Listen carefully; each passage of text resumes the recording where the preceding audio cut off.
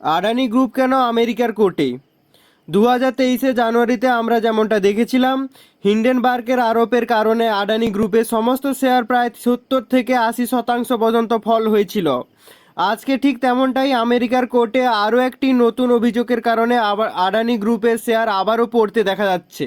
আপনাদের বলে রাখি, হিন্ডেনবার্গের লাগানো মানি লন্ড্রিংয়ের ওই আরোপটি সম্পূর্ণ মিথ্যে প্রমাণিত হয়ে গেছিল আগস্ট 2023-এ। এটি হলো সম্পূর্ণ আলাদাই একটি অভিযোগ আমেরিকা লাগিয়েছে। এইবারের আরোপটি আমরা দেখে নিব। ওয়াশিংটন অর্থাৎ আমেরিকা জানিয়েছে আদানি গ্রুপের মালিক গৌতম আদানি এবং তার নেফিউ সাগর আদানি এবং কিছু সিনিয়র এক্সিকিউটিভরা মিলে সরকারকে $265 মিলিয়ন ঘুষ দিয়েছে সরকারি পাওয়ার প্রজেক্টটি পাওয়ার জন্য। ওই অর্ডার বুক দেখিয়ে আমেরিকার মার্কেটে বন্ড ইস্যু করে আদানি গ্রুপ ফান্ড সংগ্রহ করেছে প্রজেক্টটিকে পূরণ করার জন্য। ইউএস ফেডারেল সিকিউরিটি এটিকে আনলফুল বলে মনে করে। শেষ লাইনটা খুবই ইম্পর্ট্যান্ট, আপনারা দেখবেন।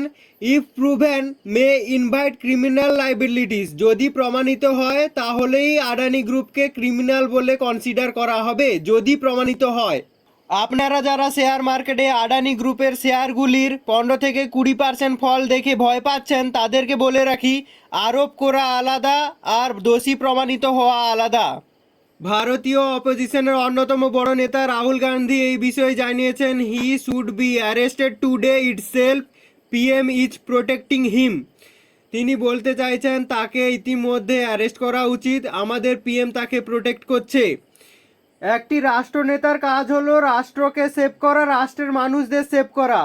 সেইখানে একটি বিজনেসম্যান, যাকে ভারতের রত্নও বলা যেতে পারে, তাকে একটি অভিযোগের ভিত্তিতে প্রতিবেশী দেশের হাতে তুলে দেওয়াটা কখনোই কাম্য নয়।